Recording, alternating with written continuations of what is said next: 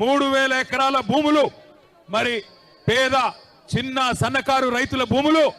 pharma village కోసం అని చెప్పి తీసుకుంటానని చెప్పి ముఖ్యమంత్రి ఈ ప్రభుత్వం మరి కాయిదాల మీద కాయిదాలు కదుపుతుంటే అక్కడ ఉండే మా లంబాడ అన్నదమ్ములు మా బంజారా ఆడబిడ్డలు తిరుగుబాటు చేసిండ్రు 9 నెలలుగా అక్కడ టెంట్ వేసుకొని ధర్నా చేస్తా ఉన్నారు ముఖ్యమంత్రి నువ్వు మా ఓట్లతో గెలిచినావు మా మాట విను ఈ నిర్ణయం మార్చుకో అని చెప్పిండ్రు కానీ 9 నెలలకెళ్ళి ముఖ్యమంత్రికి టైం దొరకలేదు ముఖ్యమంత్రికి సమయం దొరకలేదు సొంత నియోజకవర్గంలో ఓటేసి గెలిపించిన అక్కడి ఆడబిడ్డలు గిరిజన ఆడబిడ్డలను గాని అక్కడ ఉన్న